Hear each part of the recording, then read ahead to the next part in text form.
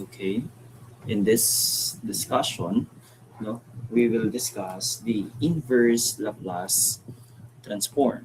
So again, the topic on today's discussion, okay, the topic is about getting the inverse, okay, inverse Laplace, okay, the inverse Laplace transform, okay, the inverse Laplace transform, okay, of any given function of S. So by the name itself, no, meaning to say that inahanap natin is the inverse Laplace transform, meaning to say it is just simply an inverse process of finding the original function f of t given yung kanyang inverse or in kanyang Laplace transform of f of s. So on our previous topic, di ba?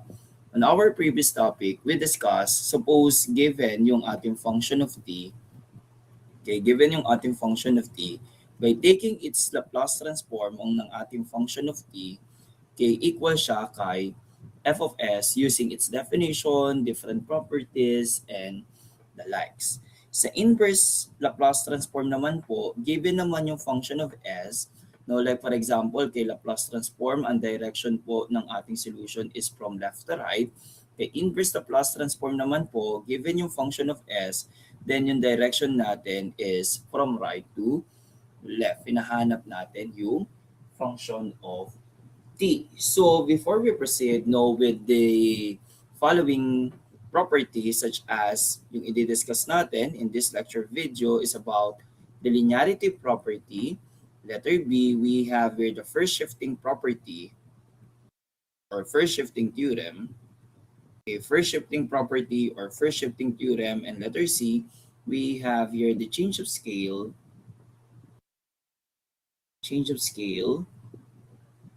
property. So before we proceed no with these properties, no, let's have this basic formulas ng ating basic functions ng inverse Laplace transform. Inverse Laplace transform is just simply again inverse process of finding your original function of t given yung ating f of s. Sino si f of s? It is just simply the Laplace transform ng ating function of t. So to find the basic or the fundamental formulas ng ating inverse Laplace, pwede natin siyang i-derive dun sa ating formulas ng Laplace transform. So in this table, no, or in this screen, no, as you can see that we have here two tables. The left one is the formulas ng mga basic functions ng Laplace, and yung right side, i-derive natin yung mga formulas natin for the inverse Laplace. So first thing first, no, if you have here a function daw ng 1 over s, no, kung kukunin nyo daw yung inverse Laplace transform ng 1 over s, that is just simply equal to positive 1. Same as kung kukunin naman natin yung inverse Laplace transform ng s squared, that is just simply equal to your positive t. Ngayon naman, kung kukunin naman daw po natin yung Laplace transform ng 1 over s raised to 3, inverse Laplace transform ng 1 over raised to 3, that is just simply equal to your t squared over your 2 factorial. So kung kukunin naman natin yung Laplace transform ng 1 over s raised to n, no? 1 over s raised to n, pwede natin siyang i-derive.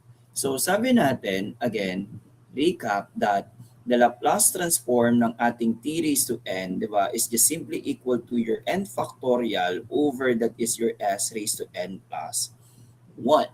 No, by multiplying both sides of this, no, by ang ating constant na 1 over n factorial, this one can be expressed as 1 over n factorial times the Laplace transform ng ating t raised to n, okay, which is equal to 1 over s raised to n plus 1. Since ang hinahanap lang natin is the inverse Laplace ng 1 over s raised to n rather, okay,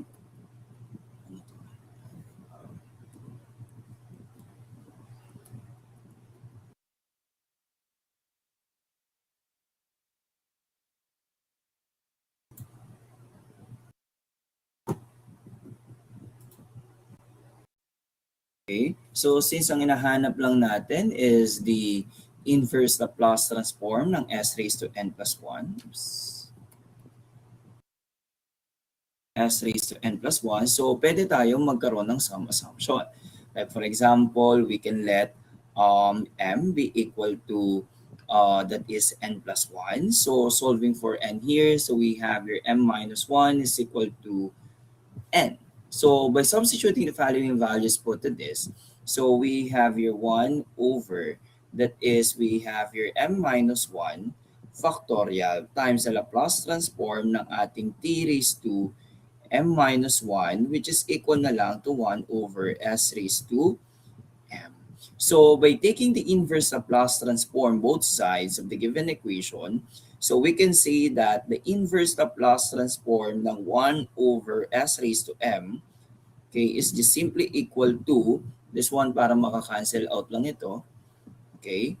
So this one na lang can be expressed as t raised to m minus 1 over, that is we have your m minus 1 factorial.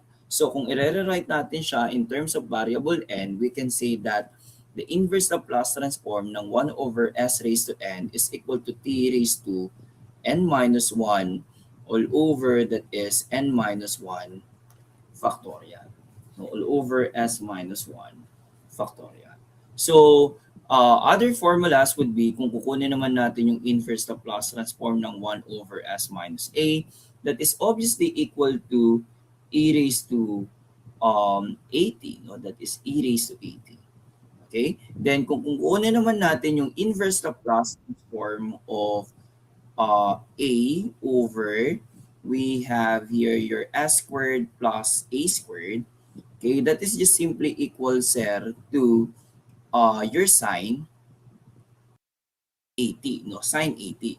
Similarly, kung kukunin naman natin, di ba, yung inverse Laplace transform ng 1 over, that is s squared plus a squared, okay, that is just simply equal to 1 over a times, that is your sine 80. So kung wala po dun yung a, pwede pong ganito.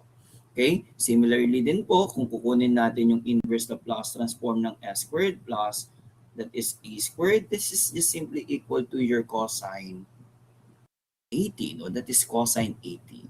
Again, kung kukunin naman natin yung inverse Laplace transform ng a over, that is s squared minus a squared, obviously equal to hyperbolic sine 80. Ngayon, kung we have naman s over, that is your s squared minus a squared, that is just simply equal to your cos ng 80. Again, similarly, kung kukunin naman natin yung inverse Laplace transform ng 1 over, that is s squared minus a squared, this is also equal, sir, to 1 over a times, that is your hyperbolic sine ng 80. So the following are the formulas, okay, the basic formulas ng ating inverse Laplace transform. So tulad po ng Laplace transform, ang inverse Laplace din po has also properties. Okay? The inverse Laplace transform has also properties. Number one property po ng ating inverse Laplace transform is that we have here your linearity property. So linearity property po is one of the basic property ng ating inverse Laplace. Paano po yun? So for example, considering that we have here the Laplace or the inverse Laplace transform, suppose we have here the inverse Laplace transform daw ng ating f of s is defined as your function of t. Then, okay, kunwari meron daw kayo ditong inverse Laplace transform rather ng kunwari a sub 1 times your function of s, okay, plus or minus, we have here your a sub 2 times your f sub 2 of s, okay, plus and so on and so forth until we have here your a sub n times f sub n of s. Okay, by linearity property, no?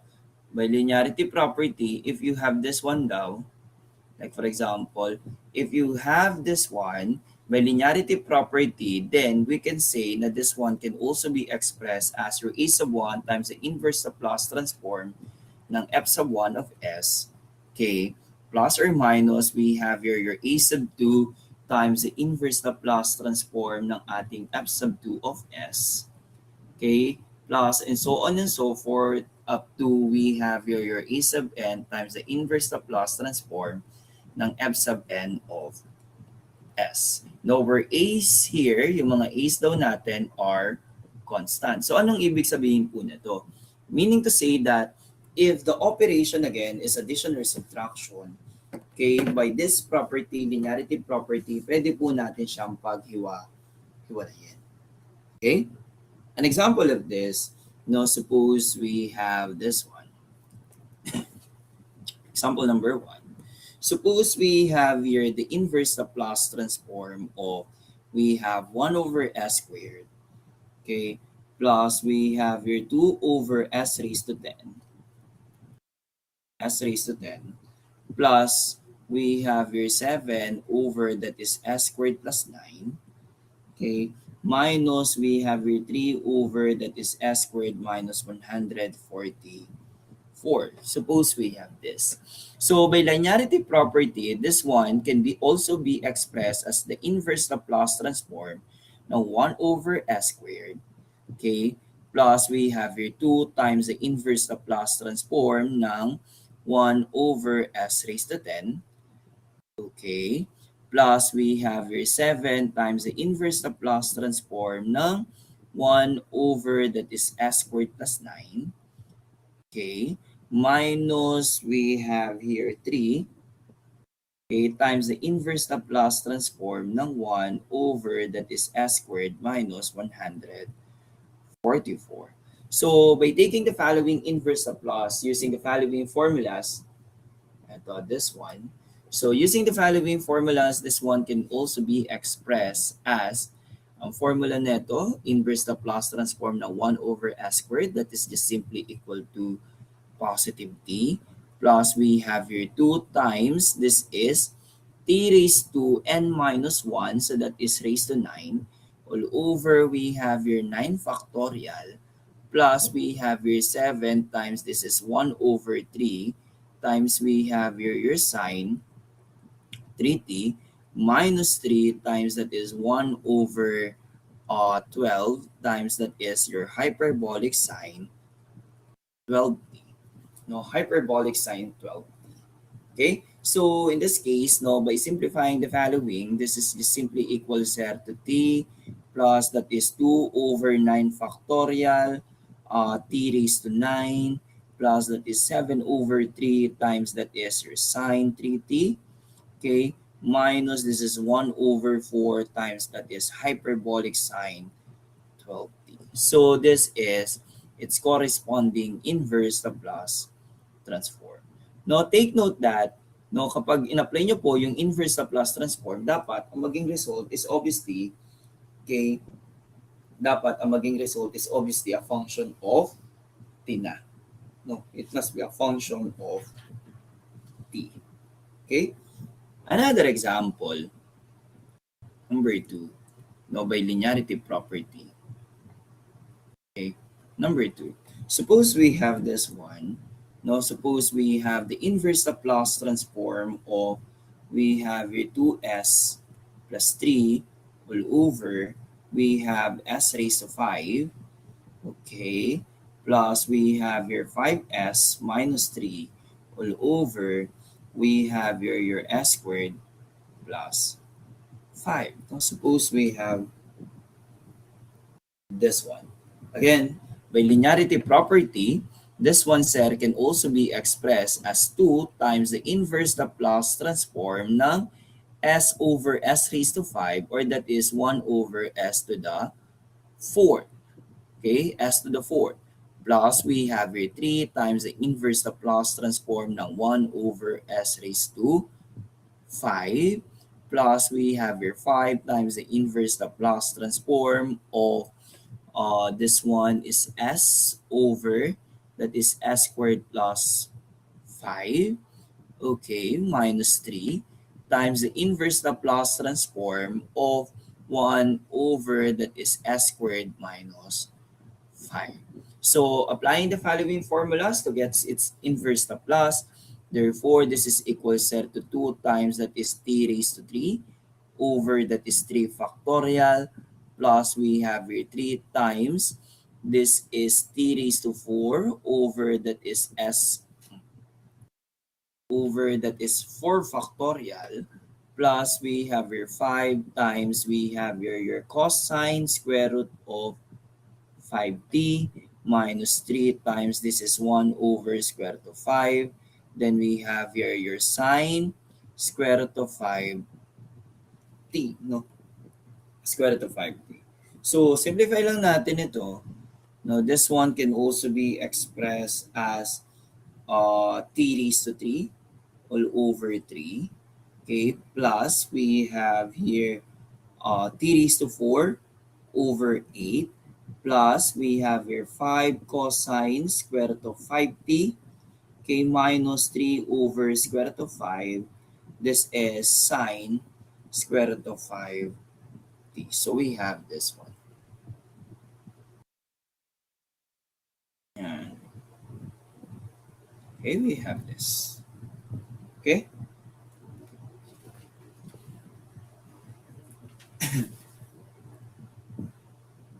Okay, so another example.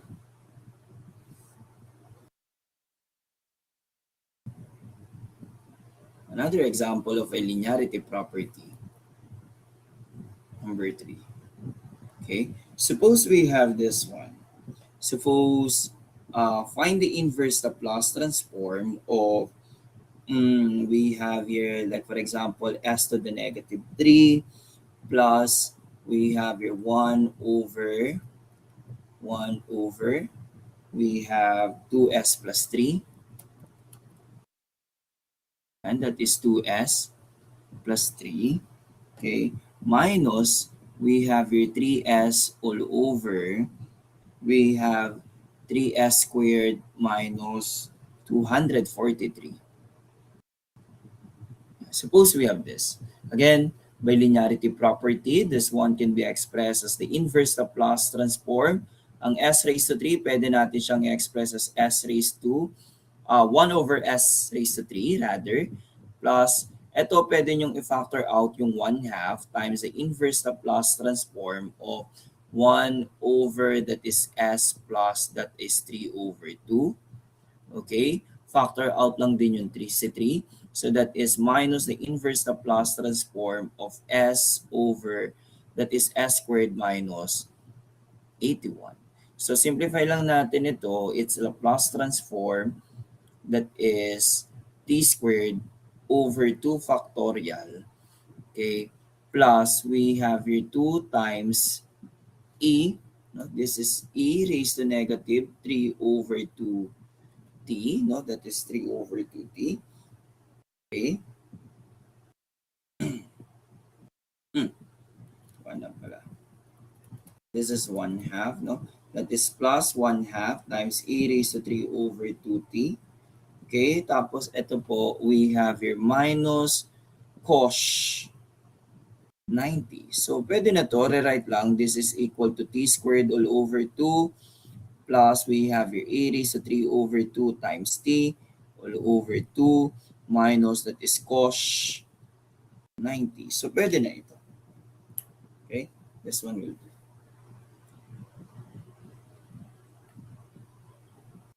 Okay, this one will do. Okay, another property is that, no, another property po, okay, letter B, we have here your first shifting property. No, first shifting, no, the first shifting property, first shifting theorem or first shifting property. So, ano ba yung first shifting property or theorem? So, recall muna tayo. Di ba sabi natin sa first shifting theorem is that kung meron daw kayo ditong Laplace transform, no, recall, no, recall that. Di ba sabi natin, kung meron daw kayo ditong Laplace transform ng e raised to at times any function of t, okay, equal lang siya kay function of s minus a. S minus a. Okay? So, similar property lang may also apply is that, like for example, kung meron daw kayo, like for example, if the inverse Laplace transform ng ating function of s, okay, is given as your function of t, okay, then the inverse Laplace transform ng f of s minus a, okay, is defined as, no, it is defined as the inverse Laplace transform ng ating f of s, pero i-shift natin yung t to, hindi pala kayo dito mag-shift. Magmumultiply lang kayo dito ng e raised to 80. So magmumultiply lang kayo dito ng e raised to 80. So that is the first shifting property. That is the first shifting property. An example of this, okay, example number 1, again, no, number 1, suppose we have here the inverse Laplace transform. Suppose we have the inverse Laplace transform ng 5 over, that is s plus 3 raised to 3. Suppose we have this. No, so to get its inverse Laplace transform, this one, sir, can be expressed na lang as, by linearity property, pwede natin itong ilabas, that is the inverse Laplace transform na lang ng 1 over, that is s plus 3 raised to 3. By first shifting property, this one can also be expressed as 5 e raised to negative 3t times the inverse Laplace transform ng 1 over s raised to 3. So applying its inverse Laplace transform, equal na lang siya to 5 e raised to negative 3t times its corresponding inverse Laplace transform, that is t squared over 2 factorial. So therefore, this is equal lang, sir, to 5 over 2 times we have here t squared e raised to negative 3t. So we have this one. Ayan. No, kapag hindi original function of s siya, no, f of s minus a siya, apply first shifting property. So that is another example. Okay, suppose we have this, number 2. Okay, suppose we have the inverse Laplace transform ng ating s over, we have your s minus 4 quantity squared. No, suppose we have this. No, so to get its Laplace transform, hindi ka kagad basta-basta makakapag-shift. No, dapat same sila ng domain ng f of s minus a. So paano gagawin? So apply lang po kayo ng some algebraic manipulation, like for example, diba, this one can also be expressed as the inverse Laplace transform ng s. No, magdagdag ka lang dito, gawin mong minus 4 plus 4 all over, well, we have your s minus 4 quantity squared. Now, quantity squared. So this one na lang, sir, can also be expressed as the inverse Laplace transform ng 1 over, that is s minus 4, okay, plus 4 times the inverse Laplace transform ng 1 over, that is s minus 4 quantity squared. Applying first shifting property, this one can be expressed as e raised to 4t times the inverse Laplace transform ng 1 over s, plus we have here 4 times e raised to 4t times the inverse Laplace transform ng 1 over s squared. Simplify natin ito. This is e raised to 4t times ang Laplace transform nito is 1 plus 4 times e raised to 4t. Ang Laplace transform nito is positive t. So factor out lang natin si t. This one, sir, can be expressed e raised to 40 rather. So that is e raised to 40 times 1 plus 40. So this is the corresponding inverse Laplace transform. Okay? So this is the answer. Another example, number 3. Number 3. Okay, suppose we have this. Now, find the inverse Laplace transform of, like for example, that is s over, we have here s minus 1 quantity squared plus 5 minus we have here 3s all over we have here s plus 2 quantity squared minus 7. Suppose we have this one. So, bago nyo apply si first shifting property, okay, kailangan magpareha sila ng domain. So, anong gagawin ulit natin dito? Halos same example kay second example. So, ang gagawin natin, we have here s minus 1 plus 1 all over. We have here s minus 1 quantity squared plus 5 minus that is 3 times ito magiging s plus 2 minus 2 all over we have here s plus 2 quantity squared minus 7. Apply natin yung linearity property. So, ang mangyayari po dito is that no, we have the inverse Laplace transform ng s minus 1 all over that is s minus 1 quantity squared plus 5, okay, plus the inverse Laplace transform ng 1 over that is s minus 1 squared plus 5, okay, minus 3 times the inverse Laplace transform ng we have here s plus 2 all over that is s plus 2 quantity squared minus 7, okay, minus 7, minus 3, negative 3 times negative 2, so magiging plus 6 times the inverse Laplace transform of 1 over that is s plus 2 quantity squared minus 7. Minus 7. Okay? So, simplify lang natin yung following using the first shifting property.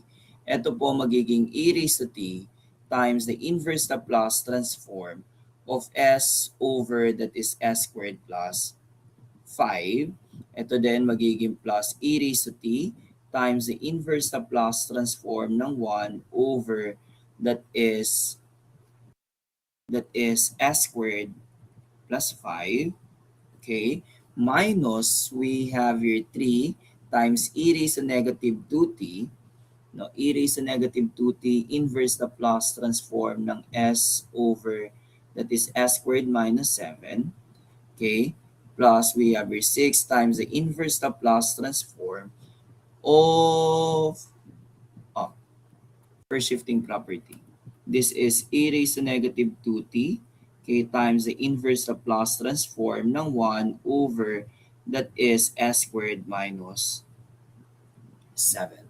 Okay, applying the following inverse Laplace transform. So this one can be expressed na lang as e raised to t times this is your cos.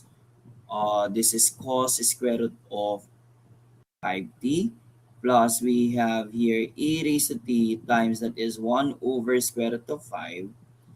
Now 1 over square root of 5, this is this is sine square root of 5t, no, minus we have here 3 e raised to negative 2t times that is cos square root of 7t.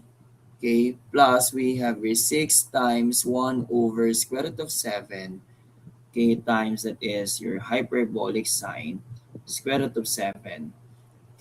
So actually, this one will do, pero pwede natin itong i-express also as by getting its common factor, so that is e raised to t over square root of 5 times we have square root of 5 cos square root of 5, yan, plus, yan o, sine square root of 5t. Ito, it should be cos lang. Yan o, cos square root of 5t. Okay. Ito, unahin natin yung positive na lang. So we have here plus 3 over square root of 7 times we have here 2 hyperbolic sine square root of 7t minus square root of 7 times that is cos square root of 7 times 30. So this would be the answer. Yan. Ito yung sagot.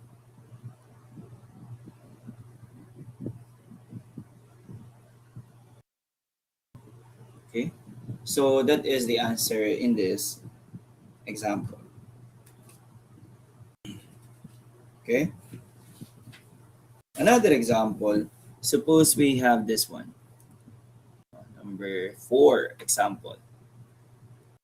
For example, okay? Suppose we have this one. No, considering na meron daw tayo ditong inverse Laplace transform of suppose we have here 2 over 2 over we have here s squared plus 7s plus 5. Suppose we have this one. Okay? Okay. So, anong gagawin natin po dito? Ang gagawin po natin dito is that, no, obviously, we just simply complete the following square. So, kailangan makomplete natin yung square niya. So, how do we do that?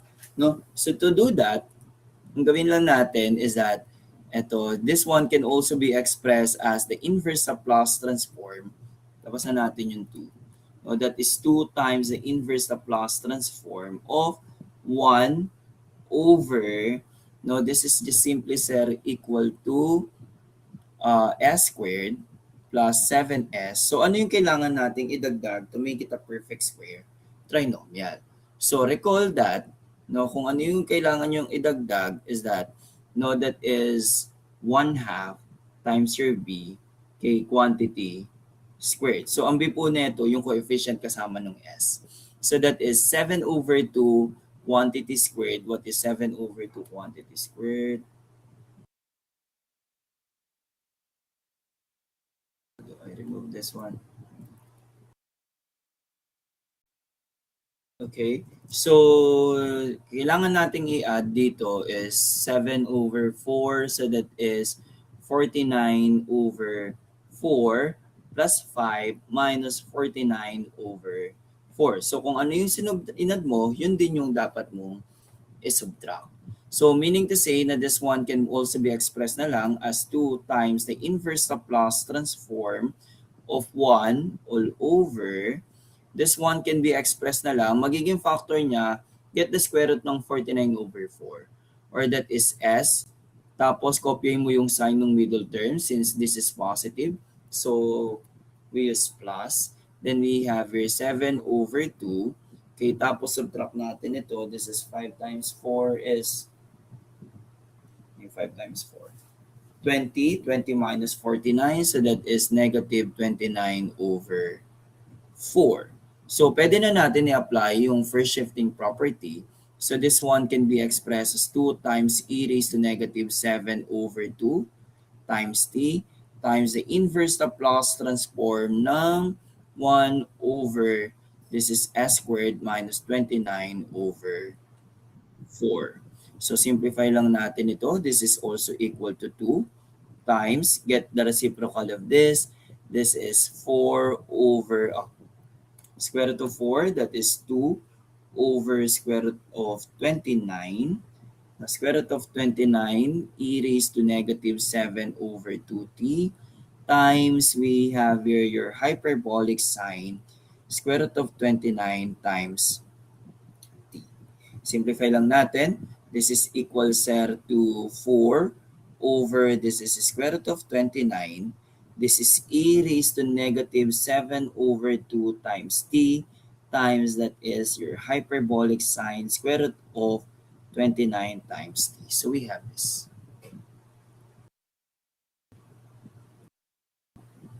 Okay, we have this one. Okay. Okay. Another example. Number 5. Okay, suppose we have this one.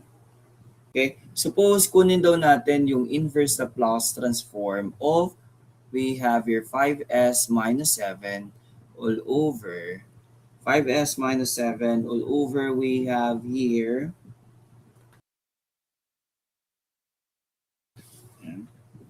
all over this one all over we have your s squared minus 16 s plus 100. No? Suppose we have this. Okay? So, first thing first, no, kailangan muna natin i-complete yung squares sa denominator. So, this one can be expressed as the inverse Laplace transform of 5s minus 7. Copy the numerator. All over, we have your s squared minus 16s. So, ano yung kailangan nating idagdag to make the perfect square trinomial? Again, that is 1/2 times 16 quantity squared. So this is 8 squared, or that is equal to 64. So add lang tayo dito ng 64, then copy 100, then minus 64. So kung ano yung inad mo, yun din yung isusubtract mo. So factor, so this one can be expressed as the inverse Laplace transform. Copy the numerator, so that is 5s minus 7. All over, we have your factor neto, that is s. Copy yung sign ng middle term, so we have your minus. Ito yung number bago mo siya i-square, so that is positive 8 quantity squared plus we have here 36. 36. So, kailangan para ma-apply natin si first shifting property, kailangan parehas lahat ng domain ng merong S. So, ibig sabihin, this one can also be expressed as the inverse Laplace transform ng 5 times, that is S minus 8 plus 8 minus 7 all over your denominator S minus 8 quantity squared plus 36. Now, apply natin si linearity property. Applying linearity property, this one can be expressed as 5 times the inverse Laplace transform of s minus 8 all over. We have here s minus 8 quantity squared plus 36. Okay, plus 36. Okay, 5 times 8 is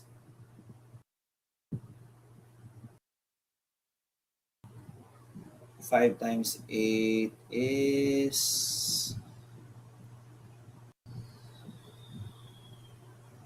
40. No?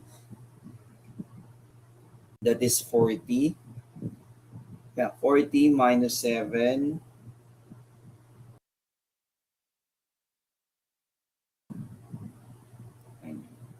40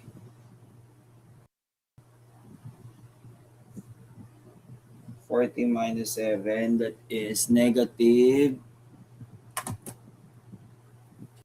33. No? That is negative 33.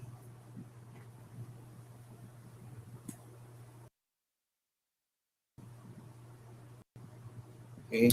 So, that is negative 33. So, labas na natin yung negative 33. Okay? Times we have here the inverse Laplace transform of 1 over, we have here s minus 8 quantity squared plus 36. So, apply first shifting property. This one na lang can be expressed as 5 times e raised to 8, no, times the inverse Laplace transform ng s over, magiging s over, that is s squared plus 36, okay, minus that is 33 times e raised to 80, now this is 80, okay, times the inverse Laplace transform ng 1 over, that is s squared plus 36. So, apply the following inverse Laplace transform. So, this one na lang can be expressed as factor out na natin yung common. So, that is e raised to 80 times we have your 5 times we have your cos, no, 5 cos 60, okay, minus 33 times we have here 1 over 6 times that is sine 60. Okay? So, simplify lang natin. Factor out natin si, ito makakancel ito eh. Magiging 11, magiging 2. So, actually, pwede na to, pero labas natin, that is e raised to 80 all over 2 times we have your 10 cosine 60 minus 11 sine 60. So we have this one. Yan, no, that is the first shifting property under inverse Laplace transform. Okay? So another property would be this, no, the change of scale property. Yeah, letter C. Letter C property, we have your so-called the change of scale property. Okay? Sa change of scale property, sabi natin, no, recall that, di ba, sa Laplace transform ng ating f of at, okay, equal lang ito kay 1 over a times the Laplace transform or times rather f of s over a. Di ba? Ito yung change of scale property natin para sa Laplace transform. So, ganun din po dito. No? So, ibig sabihin, like for example, sa change of scale property, if meron ka daw ditong inverse Laplace transform ng ating f of s, no, which is equal to your f of t daw, okay, then, kung meron ka daw ditong inverse Laplace transform ng f of as, okay, equal lang din siya kay 1 over a times your function of t over a. A function ng t over a. Similarly also, no, kapag meron ka din daw ng inverse Laplace transform ng f of s over a, okay, equal lang din siya kay a times your function ng a times t. So that is the change of scale property. No? Change of scale property. Yeah. So paano gagawin natin? So example number 1. Suppose given daw, no, kunwari, if the inverse Laplace transform daw, okay, ng s squared minus 1 all over, we have here your s squared plus 1 quantity squared, okay, ay equal daw ito kay t cos t, no? T cos t. Hanapin daw natin, like for example, then find the inverse Laplace transform ng 9s squared minus 1 all over, we have here 9s squared plus 1 quantity squared. Quantity squared. So in this case, okay, as we observe that, no, as we observe na this one, copy natin, no, as we observe na this expression can also be expressed as, no, it can also be expressed as the inverse Laplace transform na lang siya ng 3s squared minus 1 all over, this one can be expressed as 3s quantity squared plus 1 quantity squared, which is, on this case, as we observe, this is equivalent lang po siya sa inverse Laplace transform na lang ng f of 3s. F of 3s. No, so by change of scale property, its inverse Laplace is just simply equal to, ang magiging a mo dito, si positive 3. No, tapos ang f of t mo given na, no. Ito yung f of t natin, which is equal to t cosine t. So para ma-solve lang natin ito by change of scale property, this is equal to 1 over 3 times 1 over 3 times, kung ito yung property niya, gagawin nyo lang t over a. So ibig sabihin that is equal to t over 3, no, times we have your cosine ng t over 3. No? So simplify lang natin ito. This is equal to t over 9 times we have your cosine t over 3. So eto na siya. No, yun yung gamit ng change of scale property. So instead na kunin mo pa yung inverse Laplace niya, kung alam mo naman ito, apply the change of scale property. Okay?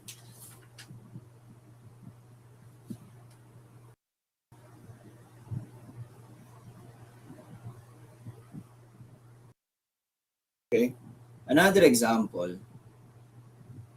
Yan. Suppose given daw yung ating inverse Laplace, no?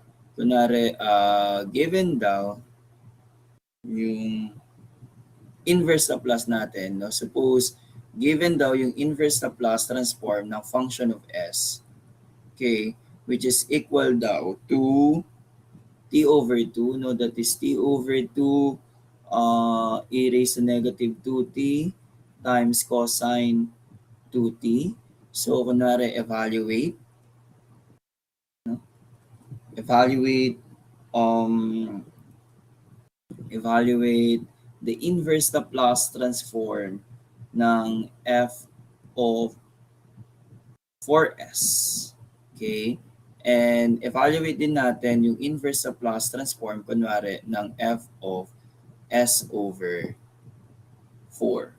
So, para makuha lang po natin yan, obviously, ang a natin dito ay parehas 4. Okay? Kay letter A, or sa una, no, the inverse Laplace transform ng ating f of 4s, okay, is just simply equal to, no, your by above property, this one, no, by above property, ito yan eh. No, by the above property, ayan. So, equal na lang ito, sir, no? Equal na lang po ito kay 1 over 4 times, kung ito yung function of t mo, di ba? Your f of t here, okay, is equal to t over 2 e raised to negative 2t cosine 2t. Yan yung f of t mo eh. So, ang gagawin mo dito, that is 1 half times yung t, papalitan mo siya ng t over 4 times e raised to negative 2 times, that is t over 4 times, that is cosine 2 times t over 4. No, t over 4. So, simplify lang natin ito. This is equal to t over 32. No? That is t over 32 e raised to negative t over 2 na lang ito times, that is cosine t over 2. So, that is the use ng ating change of scale property. Okay? So, kung kukunin naman natin yung f of s over a, or kay letter B, okay, kung kuha naman natin yung inverse Laplace transform ng f of s over 4, okay, that is just simply equal to your 4 times, we have here, ito magiging 40 all over 2. No, that is 40 all over 2 times, that is e raised to negative 2 times, this is 40 times, we have your cosine cosine 2 times 40. So, simplify lang natin ito. 2 times 4, so that is 80. E raised to negative 80. Then, we have your cosine 80. So, this would be the answer using the change of scale property. And that would be the end of this lecture video. Thank you and see you on the next lecture video.